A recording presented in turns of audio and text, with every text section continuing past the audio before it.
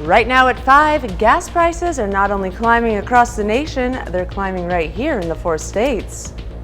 And in the 4 states this morning, we have some cool temperatures. I'll let you know what it means for the weekend in your forecast. Plus, Pittsburgh played host to a Republican event that discussed tax reform in the state of Kansas. The 4 states' most watched news starts now. Good morning, 4 states, and welcome to the KOAM Morning News. The time now is 5 a.m. I'm Caitlin O'Shaughnessy. And I'm meteorologist Sam Lane. It looks like we made it to Friday. You know what? We did, Sam. I'm proud of us. That's right. We have some nice weather out there for today. A few scattered showers in our forecast, but I don't think it's going to ruin any weekend plans. Let's take a look outside right now. You can see temperatures are in the mid 50s out there. 55, a pretty popular number, including Sarcoxy, Chanute, and Chetopa. A little bit warmer in Garnett with 57, 54 down in Veneta, and 55 down in Bentonville and in Pineville. Looking at the radar, we are all clear in our area right now. We do have some scattered showers out in western Kansas and northwestern Oklahoma and some severe weather down in the Texas Panhandle, but that's going to take its slow, sweet time getting here as we go through today. We're going to see allergies 8.5 today, better tomorrow, and that's because of the showers we're expecting. Most of that ragweed and now chenopod has taken over the second spot from nettle, so if you're suffering from chenopod, that's the reason. And taking a look at the forecast for today, we're going to see temperatures mild, around 81 this afternoon, 77 at lunchtime, 78 at 2 o'clock, and 79 at 4 p.m. And the bus stop forecast looks like this. We're looking at partly sunny skies this morning, mostly clear with a temperature around 56 degrees. And then as they come home from school, we're looking at a temperature of around 80 degrees under partly cloudy skies. Looking down the lane, we're going to have a beautiful, fantastic Friday. Saturday showers, but then the sun comes back on Sunday. But also we're expecting an unsettled next week, and I'll get more into the details on that in just a little bit. Caitlin? Sam, well, a Jasper County man is behind bars on multiple charges, including assault. Jasper County authorities have charged this man, Joshua Buzzard of Carthage, with assault, kidnapping, and resisting arrest. The incident happened Wednesday afternoon. Jasper County Sheriff's Office responded to a report of a woman who had been assaulted and held against her will. When deputies approached the residence, Buzzard fled the scene in a vehicle. Buzzard gave up after a several-mile chase. He was arrested and taken to the Jasper County Detention Center. Authorities in Cherokee County, Kansas have released the name of the man who drowned in a strip pit. Authorities say that man is 84-year-old Richard Girton. They say around 2 Tuesday afternoon, Girton was fishing with a family member when he slipped on the embankment and went into the water but never resurfaced. Emergency personnel from the Cherokee County Sheriff's Office, Columbus and West Mineral Fire Departments, and Cherokee County Ambulance Service responded to recover his body. 2 class action lawsuits filed in Kansas allege BP and other natural gas suppliers price gouged customers during the historic cold snap in 2021. The suits, which are named a combined 8 companies in the natural gas supply chain, alleged defendants violated the Kansas Consumer Protection Act and illegally profited off of the disaster. During the cold snap, Kansas energy regulators directed natural gas utilities to whatever was needed to ensure continuous gas service, but the customers who filed the suits say the prices charged were unnecessarily and illegally high. A major state university-run hospital system in Arkansas is aggressively going after patients to collect unpaid medical bills. Thousands of people have been sued, including the hospital's own employees. Public court records show that starting in 2019, UAMS, the state's public university hospital system, has sued more than 8,000 patients to collect unpaid medical bills. UAMS has now established a task force to recommend charges to its billing and collection policies. Gas prices are climbing across the nation, up a nickel and a gallon in the past week, primarily because of a surge in oil costs. But prices in our area beat the national average of $3.86 per gallon. According to AAA, the average for a gallon of regular in Oklahoma is $3.80. In Kansas, it's $3.73. In Missouri, it's $3.69. And the lowest price for the region is in Arkansas. The average is now $3.49 per gallon. Pittsburgh hosted a Republican event to discuss tax reform in the state of Kansas. Americans for Prosperity's organization say that their goal is to raise awareness for their proposed reform. According to them, the bill aims to simplify the code and lower rates for Kansans. KOAM's Fernanda Silva has the story. Kansas State Senate President Ty Masterson and other elected officials want tax reform in the state of Kansas. About 40 people joined Americans for Prosperity's Pittsburgh event, including members of the Crawford County, Kansas Democratic Party, to talk about the bill. Governor Laura Kelly previously vetoed a bill that would have cut taxes in Kansas by nearly $1.4 billion over the next 3 years. The Republican proposal sought to implement a single-rate flat income tax for individuals. Kelly argued that replacing the current three-rate individual income tax system, which imposes higher rates on higher earners, with a single-rate flat tax would pose risks to funding for public education, roads and bridges, and other essential services. Right now, the system's really complex. And right now, you're able to raise one of those rates and hide behind that.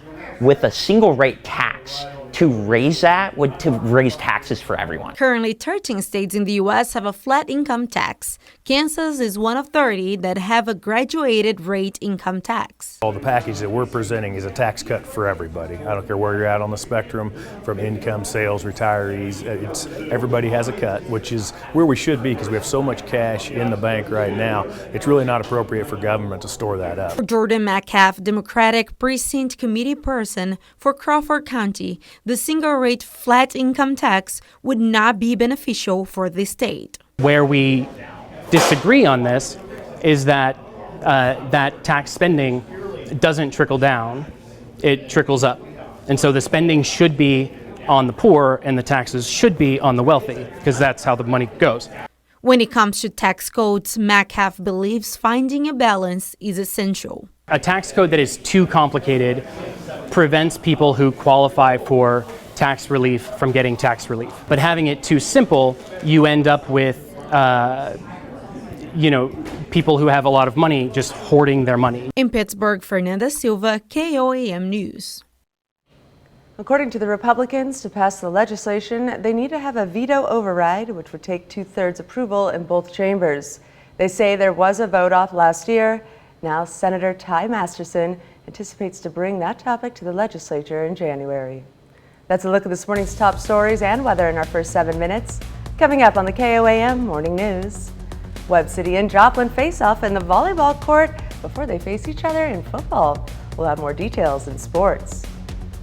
Plus, does Gen Z struggle with mental health more than millennials? We'll have that answer in Health Watch. And will there be chances of rain this weekend? Meteorologist Sam Lane will have the answer in the Skywatch Weather Center. You're watching the KOAM Morning News. We'll be right back. Pittsburgh State football is 2-0 heading into this weekend's game on the road against fellow unbeaten Central Missouri. And even though the Gorillas beat the Mules by 2 scores when they played last year, they know that UCM is a dangerous team in 2023. Completely different style of play, certainly spreads you out, up-tempo. Last year they were in bigger personnel packages and playing a lot slower, and I think even had the quarterback under center some. They spread you out, quick passing game, quick screens, double moves, really do a great job with their tempo, and they've improved personnel-wise. They did a great job in the portal, and they have some transfers in there that are really helping them play good football. Do what we do as a defense. I don't think it really matters too much about the opponent. It just matters about us going into practice every day, doing the best that we can do every day, just trying to get better. And I think that'll just help us go against whoever we have to go against. So far, the Gorillas have been a second-half team in 2023. They've outscored their opponents a combined 55-7 in the third and fourth quarters through the first 2 weeks. Now, the Mules have scored upwards up to 40 points in each of their first 2 wins, though, so it's going to be a very interesting game this weekend. Joplin High School softball is back at home yesterday afternoon. The Eagles are coming off 2 consecutive losses in COC play earlier this week against Webb City and Republic. Last night, they hosted Ozark, and COC matchup last night as the Lady Eagles host the Lady Tigers of Ozark. In the first inning, The Tigers strike first as Audrey Carlton hits this ball to left. RBI single, and Ozark leads 1-0. Now we go to the bottom of the third inning. The same score. Jaden Pankow drives this up the middle. 2 runs score on that single as she makes her way up to second base. 2-1 Eagles lead. In the fourth inning, same score. Natalie Morgan drives this deep as it hits over the fence, and Ozark regains the lead up to 4-2 after the 2-run double. Now in the fifth inning, the Eagles trail 5-2, but Abby Lowry hammers this ball into the gap. RBI double, and the Eagles are trying to rally back as they still trail 5-3. Now let's fast forward to the seventh inning. Joplin down 10-5, but Libby Munn grounds out, and Ozark picks up the win on the road as they beat Joplin 10-5. Joplin versus Webb City in volleyball last night on the eve before the two schools face off each other in football. Starting in the second set, Joplin gets a good start as Raylan Calderon gets the big block there. On the next serve, it's Calderon again as she puts enough power on the ball as it goes off the hands of the Lady Cardinals. Things were looking good for Joplin in the second set, but here comes Webb City. Jaylee Rutledge pounds it as she gets the kill. Later in the second set, it's Rutledge again as she swings around and finds the open floor for yet another kill. Webb City takes the first 2 sets, so match point in the third set. Joplin tries to block the spike from Rutledge, but it falls on their side of the floor, and that will do it, and Webb City wins over Joplin 3-0. Still to come, the Dominican Republic closes its borders with Haiti. Plus, we're going to have a check of the 7-day forecast when the KOAM Morning News returns, so stay with us. Welcome back to the KOAM Morning News. It's looking like a nice morning across the area, including Seneca, Missouri, to Indigo Sky Casino and Resort. And in Pittsburgh, we're looking at traffic moving along pretty nicely. 58 degrees in Pittsburgh right now with a calm wind. Might see a little bit of patchy fog in some of the river valleys, but not too bad out there. Dew point at 52 and the humidity at 81%. Radar is pretty much mostly clear. We do have a few scattered showers in south central Kansas and north central Oklahoma. A little bit wider view shows a little bit more coverage back in western Kansas, down into the Oklahoma and Texas panhandles, even some severe weather down just east of Lubbock, but that is going to be staying away from us. Instead, we're going to be seeing temperatures this morning in the low to mid 50s. 51 in Nevada, 53 in Stockton, 55 in Chanute, also in Joplin, Neosho, 55. A little bit warmer down in Jay, where they're currently sitting at 57. Looking at the dew points, very dry, generally in the 40s across the area. And we're going to be looking at the dew points increasing as we go into Saturday morning. That's what's going to help the showers reach the surface a little bit with dew points in the mid 50s. And then the dry air starts to work its way back in as we go into Sunday and Monday with dew points back into the 40s. Rain chances are going to be pretty much close to 0 today. But then as we go into tomorrow, you can see them starting to increase just a little bit, especially as we go into the morning hours. And that's because this storm system off to the west is going to be taking a track right over our area on Saturday morning. And by Saturday evening, that will be moving out of the way, and we'll be left with a ridge of high pressure building in just in time for the work week. Rainfall amounts are expected to be on the light side. We're not expecting a lot of rain with this system, maybe a tenth or so across the region, especially up towards the north where amounts might be a little bit heavier, like in Fort Scott and Nevada, where they might pick up around 1/4 of an inch in some of the heavier showers. So looking at the forecast today, partly cloudy with highs in the upper 70s to right around 80 degrees. There might be a few scattered showers out towards the west. And then as we go into Friday night and overnight into Saturday morning, that's when the scattered showers become more numerous with lows in the 60s. And then during the day on Saturday, those showers start to move away with highs in the 70s. And then as we go into Sunday morning, we're going to see just partly cloudy skies with lows in the mid 50s.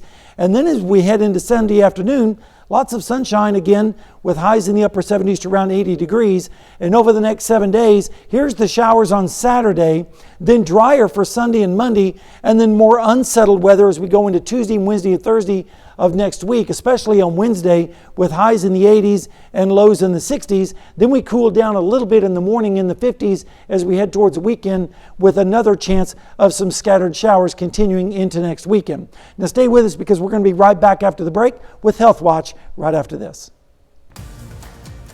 Topping Health Watch this morning, new research shows a smaller share of Gen Z is thriving compared to the millennials at the same age. The study released Thursday also finds members of Gen Z are much less likely to describe their mental health as excellent. The new report comes from Gallup and the Walton Family Foundation. Survey respondents were asked to rate how they saw their current and future lives and were defined as thriving if they gave high ratings in both categories. According to the study, less than half of Gen Z Americans 18 to 26 are thriving in their lives, among the lowest across all generations in the U.S. today. Millennials at the same age were thriving at a rate of about 60%. However, generational research is controversial. As Hurricane Lee churns off the East Coast, the threat of New England and the Atlantic Canada is growing. No matter what type of natural disaster or emergency Americans face, it's critical to be prepared beforehand. And those who are older may have a hard time making arrangements. Mandy Gaither has simple steps to help seniors prepare for an emergency in honor of National Preparedness Month. From wildfires to hurricanes, natural disasters and other emergencies are never easy. I'll have to expect the unexpected, follow the old Boy Scout motto, be prepared. A recent study finds that while most nursing homes met federal emergency preparedness requirements, about 77% reported challenges with preparing to meet the care needs of residents during an emergency, many citing concerns about proper staffing during disasters and transporting residents during evacuations. No matter where a senior lives, it's especially critical for them to have a preparedness plan, says Dr. Lauren Sutherland with the Ohio State University Wexner Medical Center. Well, older adults have a higher likelihood of having long-term, what we call chronic medical conditions that may need to take daily medications for. Sutherland says to have at least a 2-week supply of needed medications on hand. For medicine that needs to be kept cool, plan for a cooler or ice packs. You also want to have a good paper copy that's up to date of all your medications. That can all go into an emergency preparedness kit, along with things like water, food, a battery-powered radio allowing for emergency alerts and warnings, extra batteries, a first aid kit, and a whistle to signal for help. Experts say to also know where to shelter if need be, which route to take in the event of an evacuation, and who would drive. Sutherland says if authorities ask you to leave, it's a good idea to do so. Experts say it's also important to make a travel plan for your pet. If you think you may need a shelter in an emergency, research pet-friendly evacuation centers beforehand. And that's a look at some of today's top health stories. You're watching the KOAM Morning News. All right, I know a lot of folks are suffering from the hay fever, and that's mainly due to the ragweed. Today, 8.5 on the scale, which is moderate.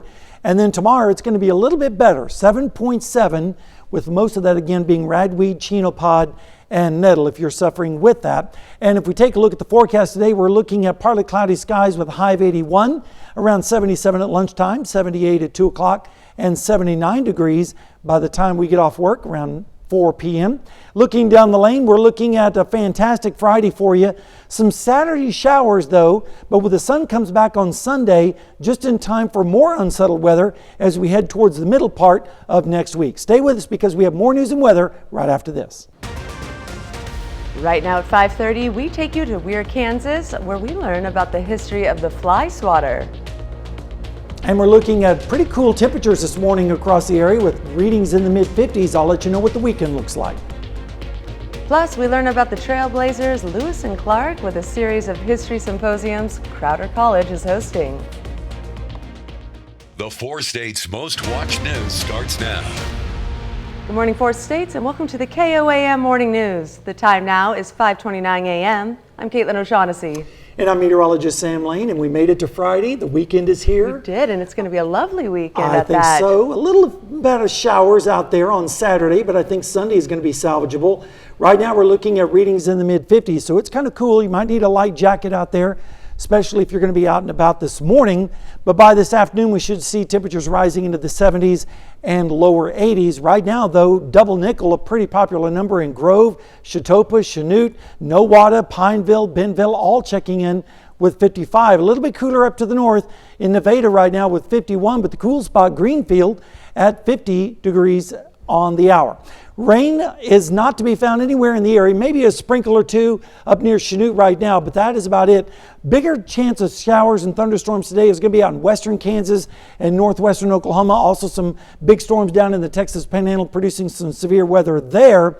If you're worried about the allergies, it's going to be getting better. Today, moderate, 8.5, with most of that being ragweed, chenopod, and nettle. Tomorrow, a little bit of improvement, and that's because of the showers that we're expecting in our forecast. But today, partly cloudy skies with highs in the upper 70s to around 81 for the high in Joplin, 77 at lunchtime, 78 at 2 o'clock, and 79 at 4. Bus stop forecast looks like this. Partly cloudy this morning, a little bit on the chilly side, so you might want to send out a jacket with the kiddos with 58 degrees. And then by the time they head home, they're not going to need the jacket with a temperature of around 81 degrees. And looking down the lane, a beautiful, fantastic Friday. Some Saturday showers, though, and then sunshine for your Sunday, and then more unsettled weather next week. And of course, I'll detail all that in forecast in just a bit. Well, one of the most useful household items was invented in southeast Kansas. That's right, the fly swatter. In 1906, the Weir School principal and local scoutmaster Frank Rose joined a statewide health initiative to combat flies and the diseases they carried. Rose and his Boy Scout troop helped put up screens on windows downtown. They then took some of the leftover screen and nailed it to a yardstick. Rose called it a fly bat and presented it to the Kansas Secretary of Public Health, Samuel Crumbin. There's a story about him being at a baseball game and watching the fans yell, "Swat that ball," swat that fly. And he came up with he changed the name from fly bat to, we'll call it a fly swatter. You can learn more about the fly swatter and other cool things that happened during the peak of the coal mining days at David Wallace's Weir City History Tent. It'll be set up this Saturday on Main Street during the 88th annual Weir Homecoming celebration. And the Carthage Area United Way kicked off their annual campaign at Roscoe's Bar and Grill. The organization brought together businesses, partners, and community members over the age of 21 to mingle with food and drinks and share how the donations received to United Way help those in need. It's invaluable just because the people that they serve would otherwise be unserved. You don't have health insurance. You're not going to get the medical care or the treatment that you need, and by having that ability, you're going to be cared for in a better way. The campaign will continue on into today. The Wyandotte Nation's Bearskin Healthcare and Wellness Center is celebrating 25 years.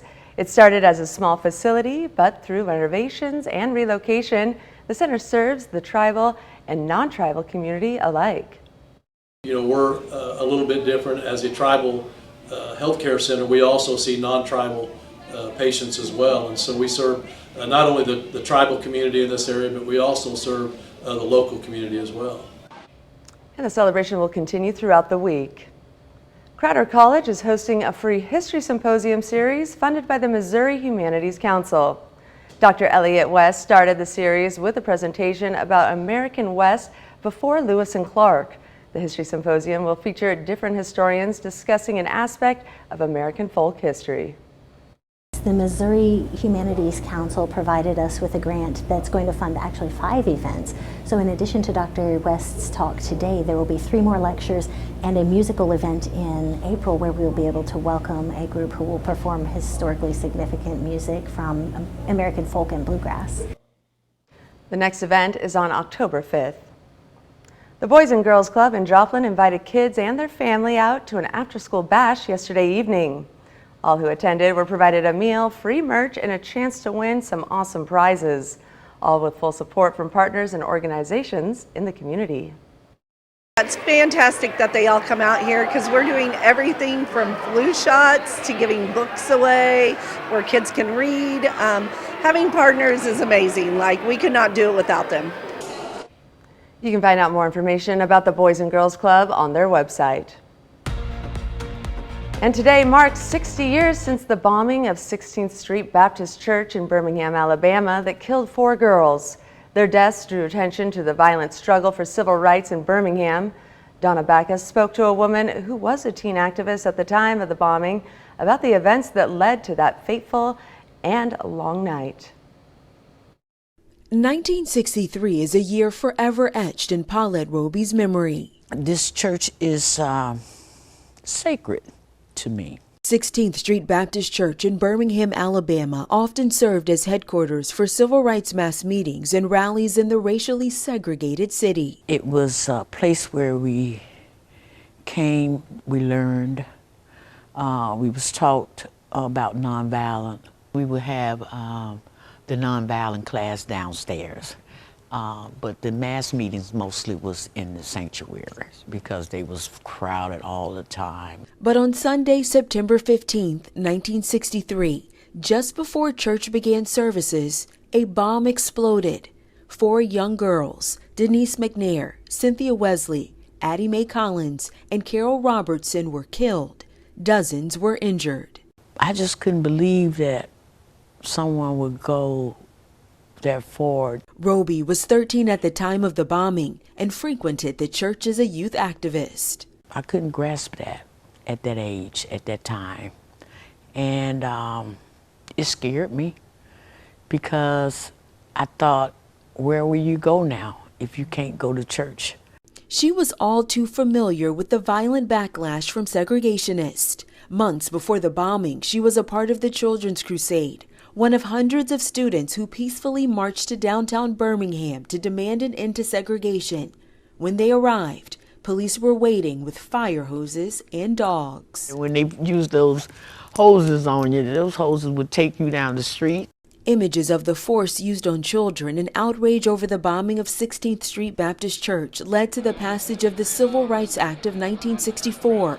The events also fueled Roby's life as an activist. 60 years, why is it still so important to be talking about what happened here? So that the younger generation can have like a map of what we went through, so that they can not go that same way. You got to learn your history.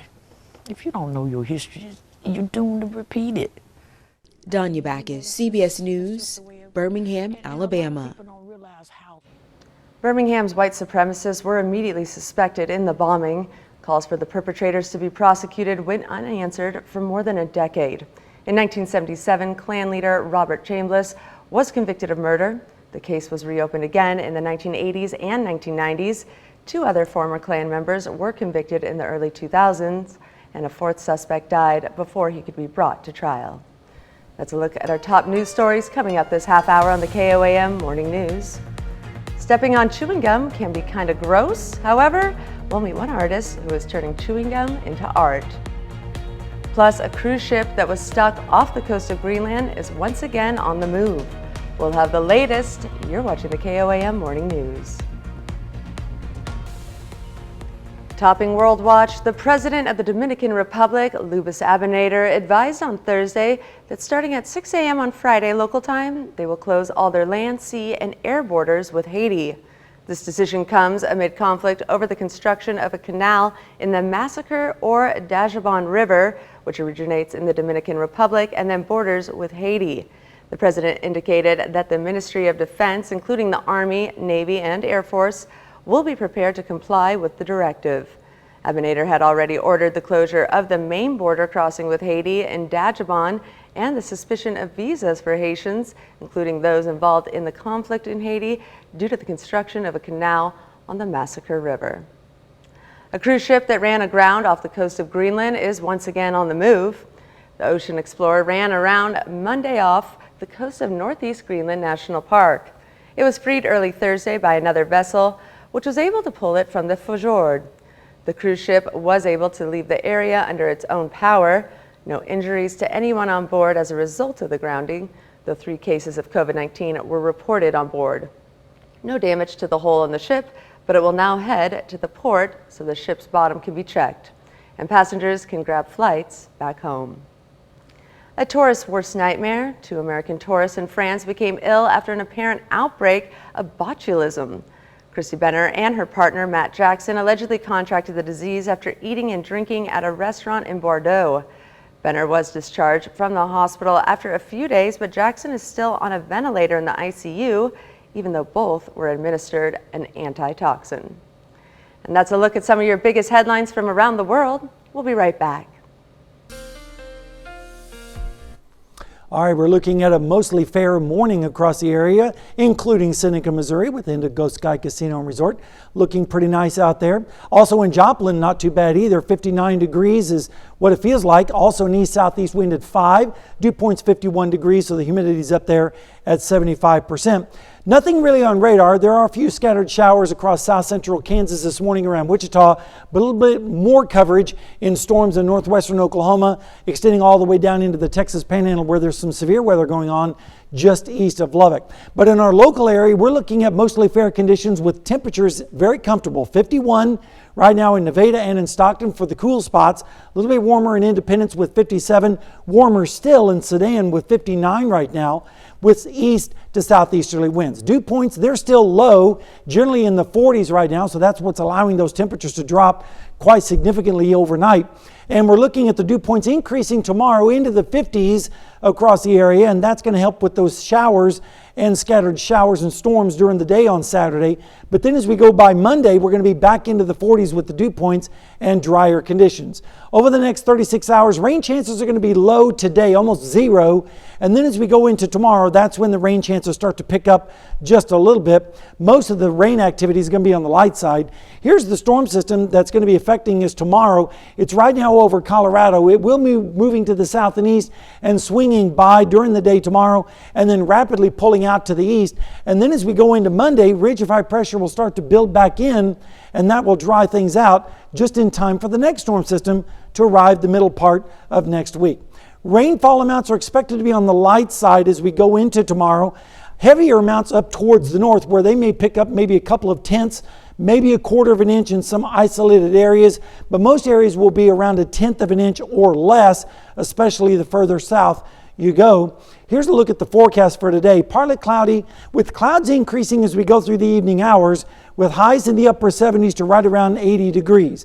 Then as we go into tomorrow, you can see the scattered showers starting to develop across our area with lows generally in the 60s, heavier showers up to the north and west. And then as we go through the day, again, the best chance of heavier showers will be up to the north, with highs generally in the mid 70s and upper 70s, maybe some low 80s out towards the west. And then on Sunday morning, we're going to see most of that move away, and we'll be left with lows in the mid 50s across the area. And then Sunday afternoon, sunshine returns with highs in the upper 70s to around 80 degrees with northwesterly winds bringing in some drier air. And over the next 7 days, the drier air comes back in on Sunday with a high of 82. A slow warming trend as we go towards Tuesday with a high of 85. And then Tuesday night into Wednesday, the storm chances start to pick up again, especially on Wednesday with scattered showers and storms. And then that will continue into Thursday with a high of 82. And then lows will drop back down into the 50s by the time we go into the latter part of next week.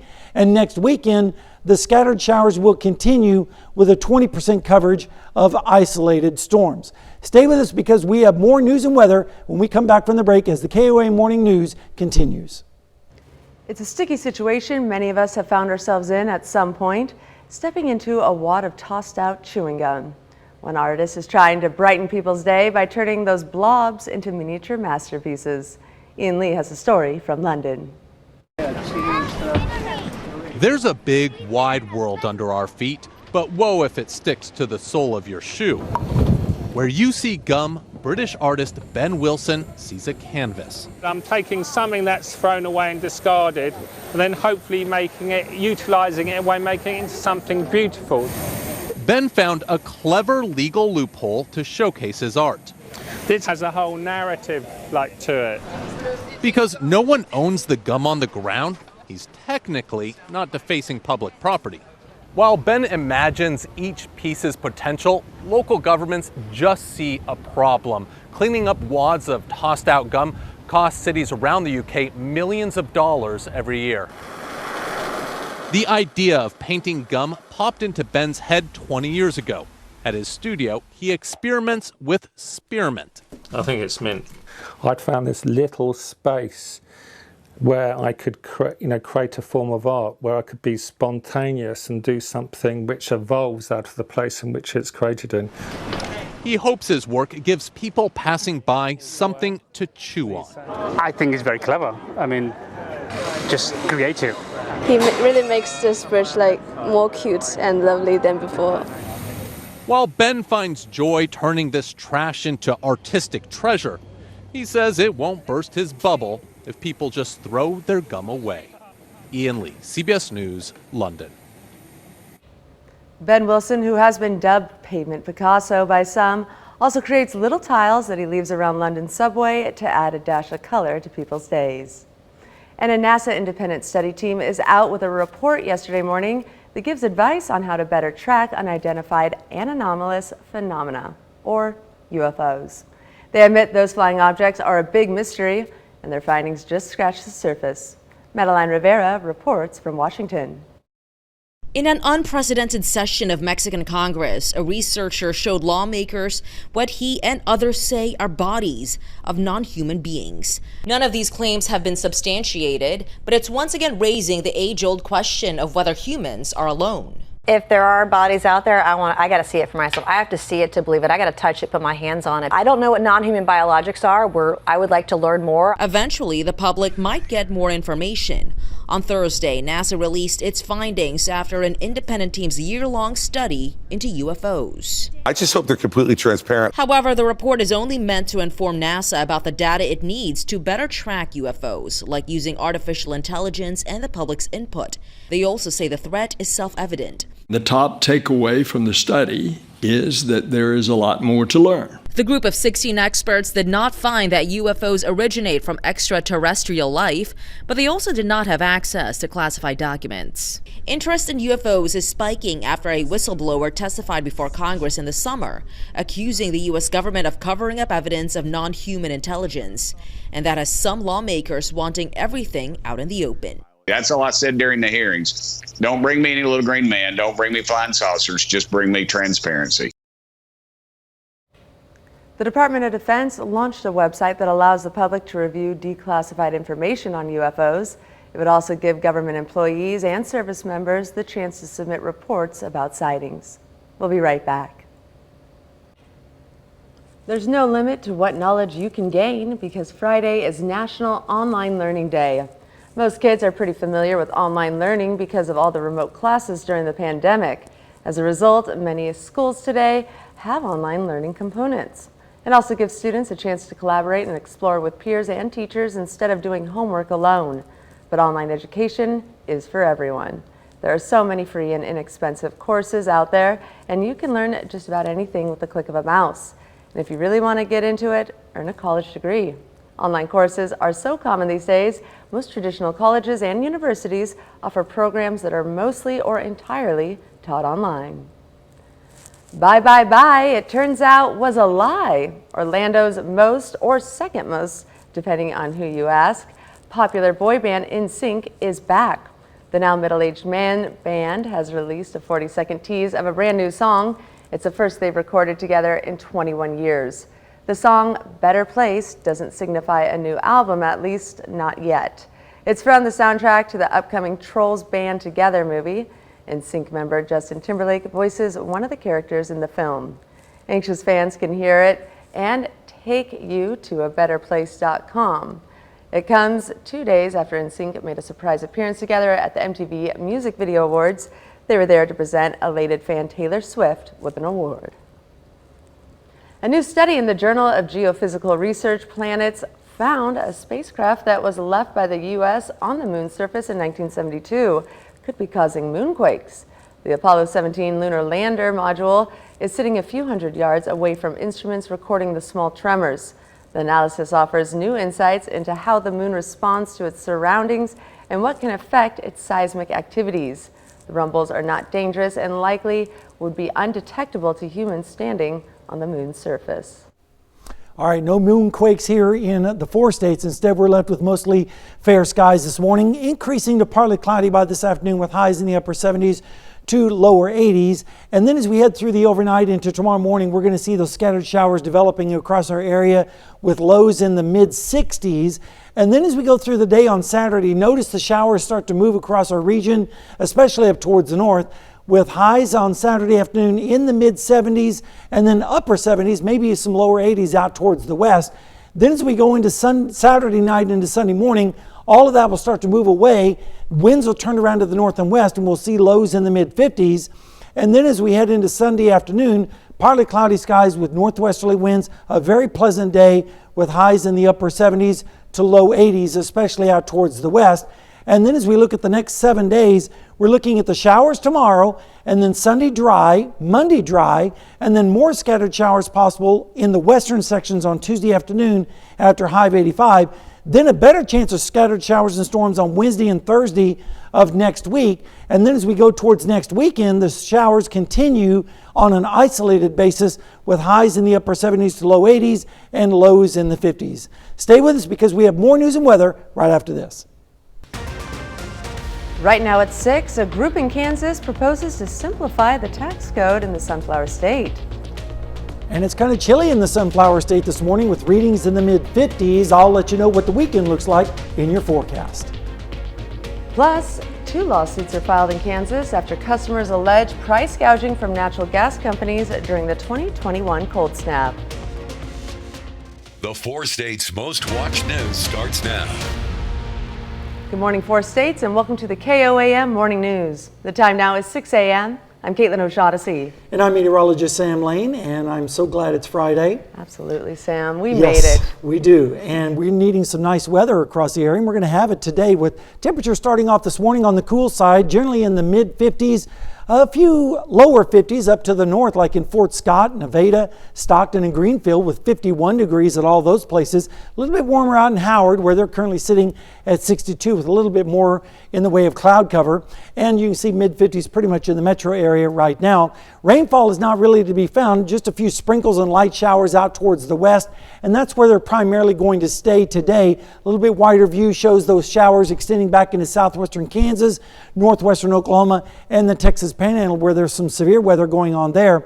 Your allergies today are not going to be all that bad. In the moderate category, 8.5, of course, a large part of that being ragweed, chenopod, and nettle. And tomorrow it's going to be a little bit better, 7.7, and that's because we're expecting some scattered showers and sprinkles across the area. But today, partly cloudy with a high of around 81 degrees, so we'll call it mild, around 77 at lunchtime, 78 at 2 o'clock, and 79 at 4 p.m. The bus stop forecast looks like this. Mostly fair this morning with temperatures in the mid to upper 50s, and then when they come home from school, temperatures in the upper 70s to around 80 degrees. And looking down the lane, we're going to have a fantastic Friday with some Saturday showers, but the sunshine comes back for Sunday, and then more unsettled weather next week. And of course, I'll tell you more all about that in our detailed forecast coming up in just a little bit. Caitlin? Thanks, Sam. A Jasper County man is behind bars on multiple charges, including assault. Jasper County authorities have charged this man, Joshua Buzzard of Carthage, with assault, kidnapping, and resisting arrest. The incident happened Wednesday afternoon. Jasper County Sheriff's Office responded to a report of a woman who had been assaulted and held against her will. When deputies approached the residence, Buzzard fled the scene in a vehicle. Buzzard then gave up after a several-mile chase, and he was arrested and taken to the Jasper County Detention Center. Authorities in Cherokee County, Kansas have released the name of the man who drowned in a strip pit. Authorities say that man is 84-year-old Richard Gurton. They say around 2 on Tuesday afternoon, Gurton was fishing with a family member when he slipped on the embankment and went into the water but never resurfaced. Emergency personnel from the Cherokee County Sheriff's Office, Columbus and West Mineral Fire Departments, and Cherokee County Ambulance Service responded to recover his body. Two class action lawsuits filed in Kansas allege BP and other natural gas suppliers price gouged customers during the historic cold snap in 2021. The suits, which name a combined 8 companies in the natural gas supply chain, allege defendants violated the Kansas Consumer Protection Act and illegally profited off of the disaster. During the cold snap, Kansas energy regulators directed natural gas utilities to do whatever was needed to ensure continuous gas service. But the customers who filed the suits say the prices charged were unnecessarily and illegally high. Pittsburgh hosted a Republican event to discuss tax reform in the state of Kansas. Americans for Prosperity's organizers say that their goal is to raise awareness for the proposed reform. According to them, the bill aims to simplify the code and lower rates for Kansans. State President Ty Masterson and other elected officials were there. About 40 people attended the event, including members of the Crawford County, Kansas Democratic Party. The goal here is to get the public engaged in the plan and see how much they personally will benefit and how much their neighbors, families, and friends will benefit. We have more in common than we have in difference, and so it's important to come to these things so you don't cloister yourself, and to find out what you have in common, but also what you have in difference. Later, we'll have details on the proposal to impose a single-rate flat income tax for individuals. A major state university-run hospital system in Arkansas is aggressively going after patients to collect unpaid medical bills. Thousands of people have been sued, including the hospital's own employees. Public court records show that starting in 2019, UAMS, the state's public university hospital system, has sued more than 8,000 patients to collect unpaid medical bills. UAMS has now established a task force to recommend changes to its billing and collection policies. OU Health in Oklahoma is facing criticism for allegedly choosing not to provide a woman an abortion. The woman had a partial molar pregnancy, which could have killed her if left untreated. The woman went to another state for the abortion, which is banned in Oklahoma. As Andy Weaver reports, she has now filed a federal complaint.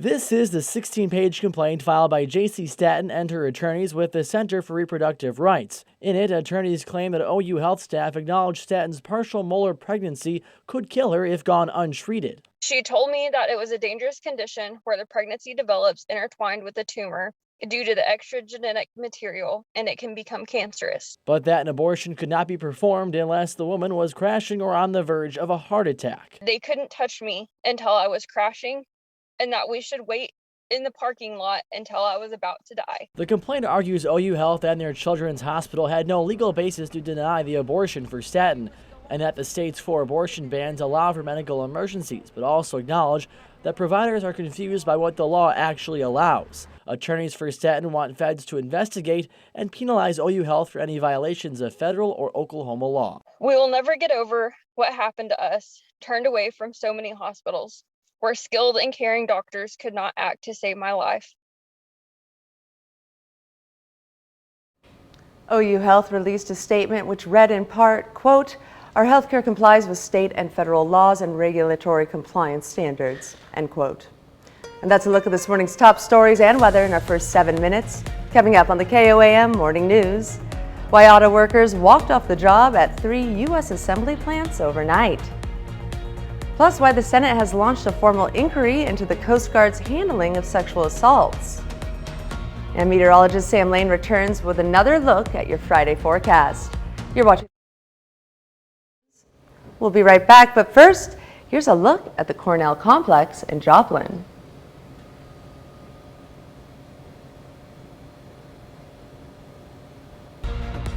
Topping Nation Watch this morning, auto workers walked off the job at 3 U.S. assembly plants overnight, kicking off one of the biggest labor strikes to hit the country in years. The union has planned a series of strikes at a small number of factories rather than one massive walkout, and union members who are not at those striking plants will continue working. CBS News' Jared Hill has the latest from New York.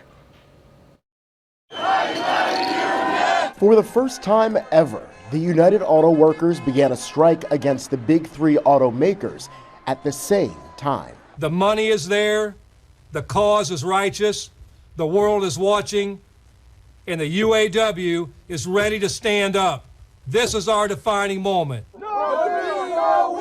The union contract with Ford, General Motors, and Stellantis expired just before midnight, triggering the first round of walkouts at 3 factories.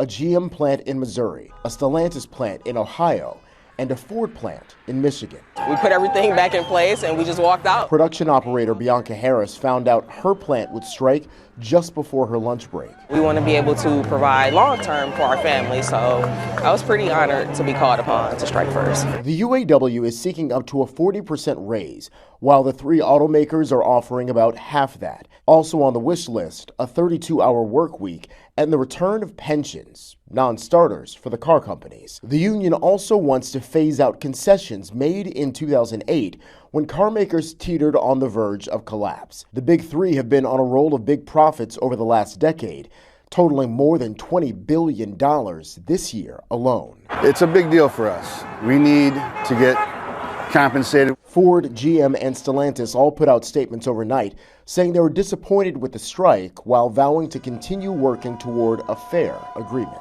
Jared Hill, CBS News. United Auto Workers President Sean Fine told CNN he doesn't expect talks to resume with the three automakers today. He says tomorrow could be earliest they return to the negotiating table.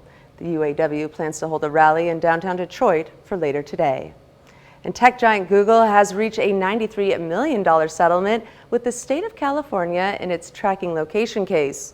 The settlement resolves around allegations that Google was collecting the data of consumers without their consent after a multi-year investigation.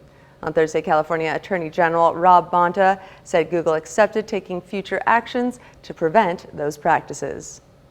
And on Thursday, California Attorney General Rob Bonta said Google accepted taking future actions to prevent those practices, and the actions would apply beyond California to other states. As part of the settlement, Google would have to be more transparent about its location tracking and disclose to users that their location information could be used for targeted ads. The proposed order is subject to court approval, according to the state's attorney general.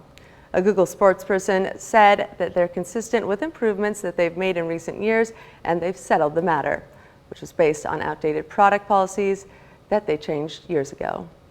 The Senate has launched a formal inquiry into the Coast Guard's handling of sexual assaults. The move follows a years-long secret investigation that uncovered reports of rapes, sexual assaults, and other serious misconduct at the agency's academy that they had been ignoring and at times covered up by high-ranking officials. Dubbed Operation Fouled Anchor, the investigation was kept confidential by Coast Guard leaders until CNN started making inquiries into the report. Coast Guard officials have since briefed congressional leaders about the investigation, which substantiated dozens of assaults and found that some of the accused had ascended to top roles at the Coast Guard and other military agencies. Some lawmakers say they were outraged that the Coast Guard withheld the findings for them for years. Special Counsel Jack Smith is arguing against Donald Trump's request that a judge rescue herself in the federal election subversion case. Trump's motion seeking U.S. District Judge Tanya Chutkan's rescue centered on comments that the Obama appointee made about the former president during sentencing proceedings for two Capitol rioter defendants. Prosecutors with the special counsel's office said in the filing Thursday that Trump's rescue request cherry-picks Chutkan's comments about him and that the judge's past statements were not evidence of improper bias or prejudgment of the current case. The prosecutors urged Chutkan to reject the rescue effort, arguing that Trump's request fell well short of the legal standard for a judge to rescue himself or herself from a case. The former president has until Sunday to file a reply to the special counsel's arguments. And this morning, we're looking deeper into the historic indictment of the son of President Biden. A federal grand jury has charged Hunter Biden with 3 felony firearms counts in a case brought by the Justice Department. This could put the younger Biden behind bars for up to 25 years. CBS's Jared Hill has the latest. Hunter Biden slapped with new charges nearly 2 months after his plea deal broke down. In a federal indictment, the president's son is accused of lying about his drug use on a federal gun form and to a firearms dealer when he bought a revolver in 2018. A third count claims he knowingly possessed a firearm while on drugs. These are all charges that carry fairly significant potential jail terms. Hunter Biden had previously reached an agreement on the gun possession charge, avoiding prosecution, but that deal collapsed over the summer. Hunter's lawyers argue he didn't break the law and is still protected by an immunity provision in that failed plea deal. David Weiss, the special counsel overseeing the case, has indicated that tax-related charges could still be filed. I am directing our House. The indictment comes just days after House Speaker Kevin McCarthy announced an impeachment inquiry into President Biden, largely focused on Hunter's business dealings. Republican Congressman James Comer, who's leading the investigation, says these charges don't go far enough. This is the one crime he committed that you can't tie Joe Biden into. This is an illegitimate impeachment inquiry. Democrats continue to support the president. Jared Hill, CBS News. President Biden hasn't commented on the latest charges against his son, though in the past he has expressed his support. Based on the court documents, tax charges could be filed in D.C. or California, which is where Hunter Biden lives. While the maximum sentence would be 25 years for the gun charges, nonviolent offenders who commit no other crime using the weapon most often do not receive lengthy prison time. And that's a look at some of today's top stories. All right, we're looking at a few scattered showers out towards the west, very light sprinkles. Then you have to go all the way out to western Kansas and western Oklahoma before you start seeing more scattered showers and storms, even some severe weather down in the Texas Panhandle area.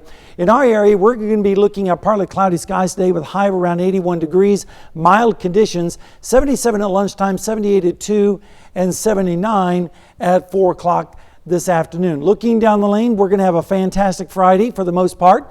And then Saturday, some showers, especially in the morning hours. Then the sunshine comes back for your Sunday.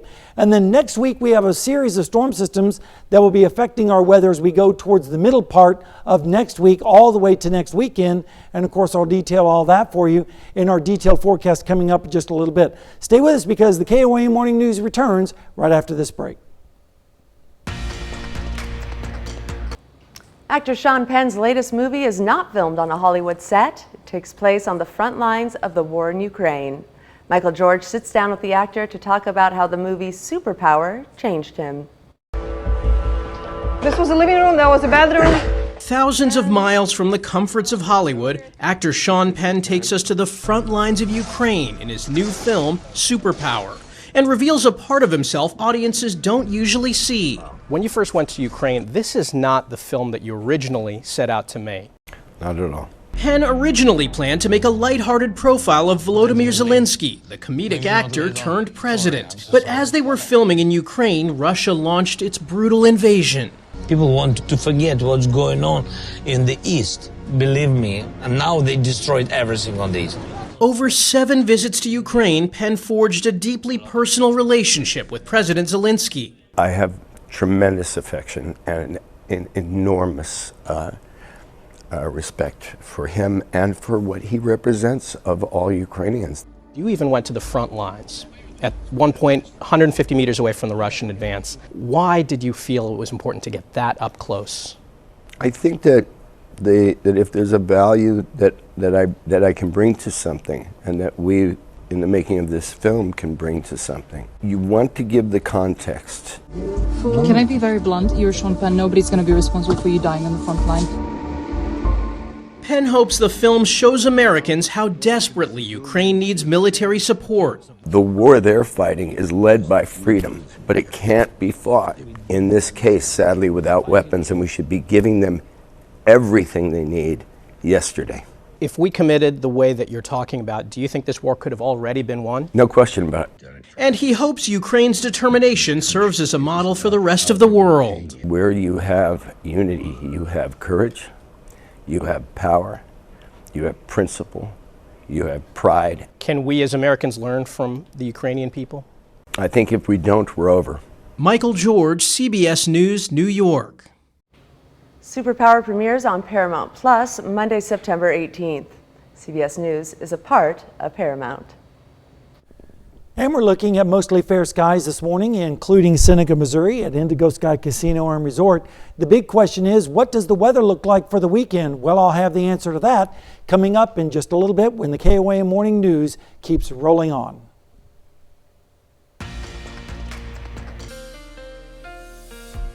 And welcome back to the KOAM Morning News. We're looking at a mostly fair morning across the area, including Seneca, Missouri, to Indigo Sky Casino and Resort. Just a few clouds out there in the distance. Right now in Joplin, it's 60 degrees with a calm wind. Dew point is 50, so the humidity is up there at 69%.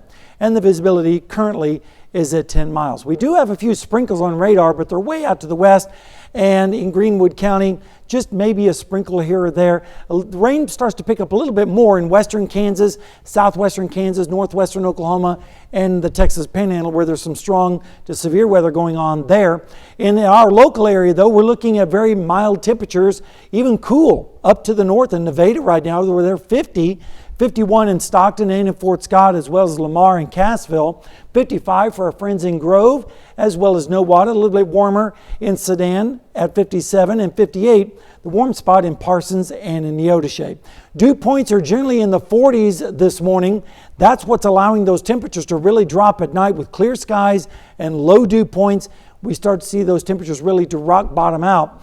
As we go through the weekend, we're going to see moisture increasing as we go into Saturday with dew points in the 50s, maybe even approaching 60. That's going to be because of the showers and sprinkles that we're expecting in our forecast. Then as we go into Sunday and Monday, the dew points drop back down into the 40s as drier air starts to move in.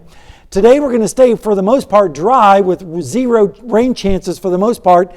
Then as we go into tomorrow, the rain chances start to increase, especially late morning into the early afternoon hours. Here's the storm system that we're watching and tracking for you on Saturday. As we go through time, this starts to move to the south and east, coming across our area Saturday morning and then rapidly moving out of here by Sunday, or actually Saturday night into Sunday morning. And then the ridge of high pressure builds in just in time for Monday and Tuesday, and also a little bit warmer temperatures as well. Rainfall amounts are expected to be light on Saturday, heavier amounts up to the north where they may pick up around 1/4 of an inch, especially from Nevada northward. And most of the area, though, is going to see around 1/10 of an inch, lighter amounts further to the south. So breaking it down for you today, partly cloudy skies with highs in the upper 70s to around 80 degrees, maybe some sprinkles out towards the west. And then as we go into tonight and tomorrow morning, that's when the sprinkles and the showers start to move more across the area with lows in the 60s. And then Saturday afternoon, that's when the scattered showers will be most plentiful with highs in the mid to upper 70s, maybe touching 80 out to the west. And then on Sunday morning, those showers move away and we're left with readings in the mid 50s and a few 60s sprinkled in. Then as we go into Sunday afternoon, partly cloudy with northwesterly winds, a very pleasant day with highs in the 80s out towards the west. And over the next 7 days, it stays dry on Sunday and Monday. And then the rain starts picking back up as we go into Tuesday night, into Wednesday, especially on Wednesday. And then Thursday, scattered storms continuing into Friday. And then more isolated storms on Saturday and Sunday with highs near normal and lows in the 50s. That's a look at your weather forecast. Now let's go over to Caitlin with this morning's Health Watch. Thanks, Sam. Scientists have discovered a new way to tackle cancer cells and hard-to-treat brain tumors by using quantum technology. Researchers in the UK used a spray containing special molecules to target and treat glioblastoma, an aggressive and uncurable form of brain cancer. The approach left healthy cells unscathed, and researchers say it opens up the possibility of future quantum technology treatments. Eating healthy meals is a great start, but unhealthy snacks might be undoing their benefits. Research in the European Journal of Nutrition found more than 1/4 of participants reported eating healthy meals, but poor quality snacks like highly processed foods and sugary treats, and those foods were linked to a higher risk for stroke, cardiovascular disease, and obesity. For women trying to get pregnant, it's all in the timing. Each month offers just a narrow window for conception. A new study from the UK found women who use ovulation tests increase their chances of getting pregnant and giving birth by 28%. That's compared to 18% for those who did not use the tests. And that's a look at some of today's top health stories. We'll be right back. Right now at 6:30, Weir, Kansas shares its own piece of history, a common item found in most homes. And we're finding common temperatures in the 50s this morning across the area. I'll let you know what the weekend looks like with your forecast. Plus, Crowder College puts history front and center in a symposium funded by the Missouri Humanities Council. The 4 states' most watched news starts now. Good morning, 4 states, and welcome to the KOAM Morning News. The time now is 6:32 a.m. I'm Caitlin O'Shaughnessy. And I'm meteorologist Sam Lane, and we made it to Friday. Time for the weekend to start. Let's get it started. I know a lot of folks are going to be heading out this weekend, enjoying the nice weather. And we have nice weather this morning, including across the region with temperatures in the 50s for the most part, even some lower 50s up to the north in Fort Scott with 51, 50. In Nevada, wouldn't be surprised to see some upper 40s a little bit further north. We are seeing mid 50s here in the metro area and a little bit warmer out to the west in Howard, where they're currently sitting at 62 degrees. We do have a few sprinkles on radar up towards the north, and that's where most of that is going to stay today, out towards the west and to the north with the scattered showers. But then as we go towards the weekend, especially on Saturday, we're going to see those showers get a little bit closer to us, causing a little bit of rainfall, but it's not going to be a big washout type system. You can see the showers extending all the way down into the Texas Panhandle this morning. And we could use some rain to wash out some of the pollen because we're dealing with a lot of ragweed out there. Today, 8.5 on the allergy scale. A lot of that ragweed, chenopod, and nettle. Tomorrow, a little bit better, 7.7. And again, that's because of the rain showers that we're expecting. So this forecast today, partly cloudy with high of 81 degrees, so we'll call it mild. 77 for your lunchtime temperature, 78 at 2 o'clock, and 79 at 4 p.m. And if you're sending out the kids to the bus stop, if they haven't missed it already, we're looking at 58 degrees with mostly fair skies. And then by the time they come home today, around 81 degrees with partly cloudy conditions. And taking a look at the lakes, I know a lot of folks are heading out to the lakes this weekend. Elk City Lake right now is about 5 feet below normal at 791.10. Grand Lake is much better. They're only about a foot behind normal. And take a look at Table Rock, about 2 feet below where it's supposed to be at 913.02. And up at Stockton Lake, right now they are about 5 feet below where it should be. So definitely be careful with the boats out there on Stockton Lake. Looking down the lane, a fantastic Friday, Saturday showers, sunshine for your Sunday, and unsettled next week. And I'll take more look at detail on that in just a little bit. Caitlin? Thanks, Sam. Well, did you know one of the most useful household items was invented right here in Southeast Kansas? That's right, it's the fly swatter. In 1906, the Weir School principal and local Southmaster, Frank Rose, joined a statewide health initiative to combat the flies and the diseases they spread. Rose and his Boy Scout troops helped put up screens on windows downtown. They then took some of the leftover screen and nailed it to a yardstick. Rose called it a fly bat and presented it to the Kansas Secretary of Public Health, Samuel Crumbine. There's a story about him being at a baseball game and watching the fans yell, "Swat that ball," swat that fly. And he came up with he changed the name from fly bat to, we'll call it a fly swatter. You can learn more about the fly swatter and other cool things that happened during the peak of the coal mining days at David Wallace's Weir City History Tent. It'll be set up this Saturday on Main Street during the 88th annual Weir Homecoming celebration. The Carthage Area United Way kicked off their annual campaign at Roscoe's Bar and Grill. The organization brought together businesses, partners, and community members over the age of 21 to mingle with food and drinks and share how the donations received helped those in need.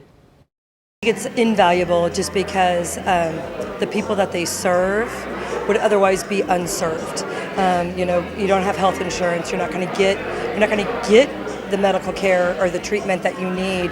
And by having that ability, you're going to be cared for in a better way. The campaign will continue on into today. The Wyandotte Nation's Bearskin Healthcare and Wellness Center is celebrating 25 years. It started as a small facility, but through renovations and a relocation, the center now serves the tribal and non-tribal community alike. We're a little bit different. As a tribal healthcare center, we also see non-tribal patients as well. And so we serve not only the tribal community in this area, but we also serve the local community as well. The celebration will continue throughout the week. Crowder College is hosting a free history symposium series funded by the Missouri Humanities Council. Dr. Elliott West started the series with a presentation about the American West before Lewis and Clark. The history symposium will feature different historians discussing an aspect of American folk history. The Missouri Humanities Council provided us with a grant that's going to fund actually 5 events. So in addition to Dr. West's talk today, there will be 3 more lectures and a musical event in April where we'll be able to welcome a group who will perform historically significant music from American folk and bluegrass.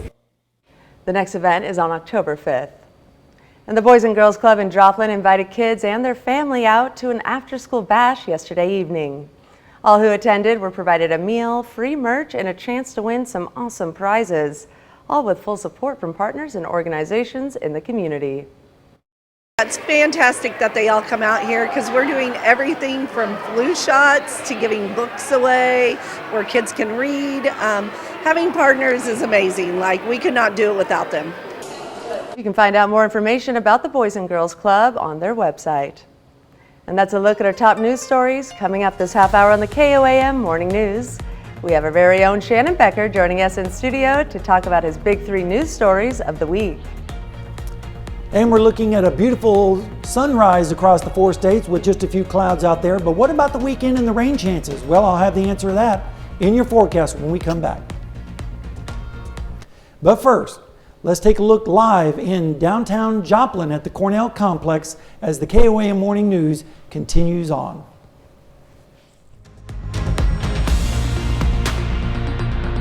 Welcome back. We've got Shannon Becker in studio with his big 3 news stories of the week. Shannon. Good morning. Let's do this, buddy. All right, number 3 this week. KOAM News Now, what's live and breaking. GRDA helicopter assisted Oklahoma Highway Patrol and other agencies searching for a man along Spring River. It was a pursuit that came out of Missouri. Look at that, a 34-foot camper trailer pulled by a pickup truck on a kind of a slow to medium speed chase. Left Newton County into northeast Oklahoma and Ottawa County.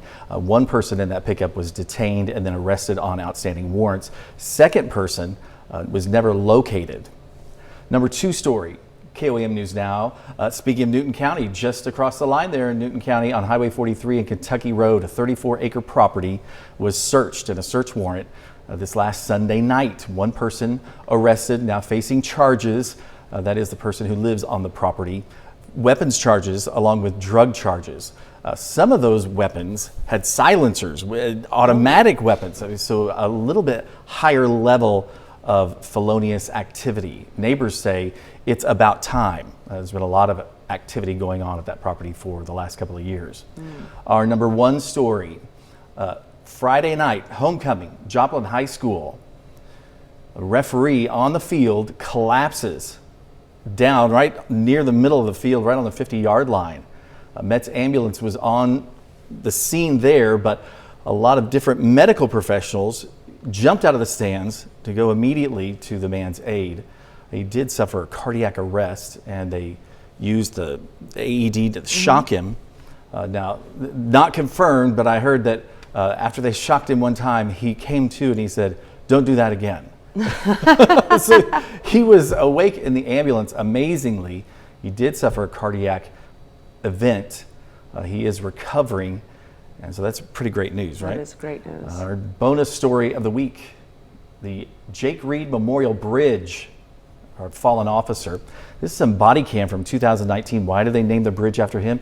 This is Jake Reed pulling up to a girl standing on the side of the bridge, about to jump. Can you believe that? You can see him here on the left. He comes out of his patrol car and doesn't waste any time there. Grabs a hold of her and gets her down safely. Wow. So the bridge there, they dedicated the other day. His widow, Bailey, was on hand. They unveiled the sign. It was a really, really special moment. Jake's mom and dad, and that's his brother there along with Jake's widow as they unveiled the sign. That's a story to tell to not only generations of today, generations of tomorrow, that East 20th Bridge. There are plans also to name other bridges in town after fallen Joplin police officers. That's your bonus story of the week, and it's really an amazing story. Jake was actually a friend of mine, and it's, you know, it's something that I'll never, I mean, we'll obviously never forget him. And, you know, that's nice to be able to, absolutely, to he's a remember true him hero. for that. Yeah. Truly. Yeah. We'll be back with more news after this. And you know what time it is? It's birthdays. So we're going to kick things off with little Judson Black, who today turns 1 over in Humboldt, Kansas. It says here, love from Mama, Gigi, and aunts, Livy and Lizzie. What a cutie. And we have Callahan Crop turning 4 years old today, and the note says, Bop Bop and Nana love you very, very much. Happy birthday. Taking it over to Carthage, happy 6th birthday to Clinton Sexton. We love you, love Mom, Dad, and Carolyn. And how about Crew Burns turning 7 years old today in St. Paul, Kansas, with love from Grandpa Jim and Grandma Judy. And happy 7th birthday to Kenzie Feck over in Carl Jackson. And Dirk Blackburn turning 9 years old today in Parsons, Kansas. Love Nana and Papa.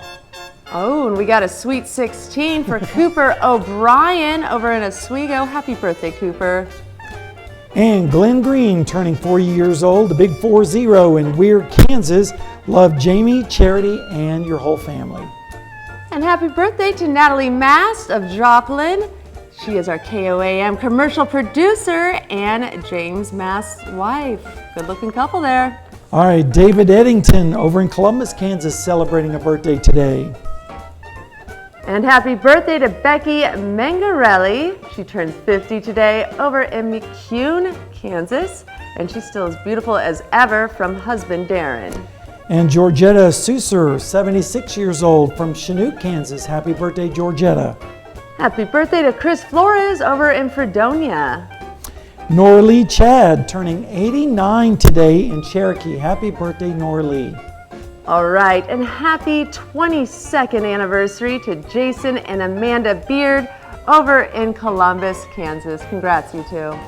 And let's not forget Glenda Connor, who is over in Columbus, Kansas, and is a resident at Medical Lodges in Columbus. Happy birthday to you, Glenda. Ooh, and Howard Bailey is turning 91 today over in Chanute. Happy birthday, Howard. And you know what to do. If you want to submit your birthdays and anniversaries, just email us at birthdays@koamnewsnow.com. Be sure to include any pictures or notes for that special someone.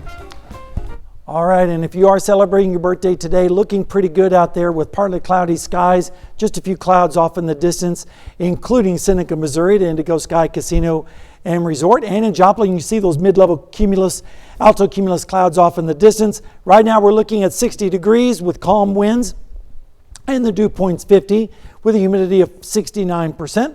Radar is all clear for the most part. There are a few sprinkles and showers way off towards the west in Chautauqua and Elk counties, but you have to go a little bit further west to really get into the heavier precipitation in southwestern Kansas, northwestern Oklahoma, all the way down into the Texas Panhandle, and that's where it's mainly going to stay today, but it will be moving into our area as we go into tomorrow. But right now we're looking at readings in the 50s, 51 in Fort Scott, pick out your hometown, 51 in Lamar as well, 50 cool degrees up in Nevada and in Stockton as well as Cassville, and a little bit warmer out to the west where it's 55 in Independence, 57 in Yates Center and in Sedan. Dew points though, they're still low, generally in the 40s, so there's lots of dry air out there to be had, and that dry air is going to be with us through today. But then as we go into tomorrow, the dew points are going to be increasing a little bit as we go into Saturday with dew points in the 50s. That's going to help the showers actually reach the surface. But then as we go into Sunday and Monday, dew points go back into the 40s and the dry air starts to return. Rain chances are going to be pretty low today. And then as we go into tomorrow, that's when they start to increase just a little bit, especially in the late morning and early afternoon hours, as the storm system that's going to be impacting us on Saturday is still over the northern Rockies right now. But as we go into tonight and tomorrow, that system will start to swing across our area, and then we'll rapidly move out of here Saturday night. And then by Sunday, things are looking a lot better, as well as into Monday and Tuesday. Rainfall amounts are going to be heavier up towards the north, where they could pick up 1/4 of an inch in some of the heavier showers.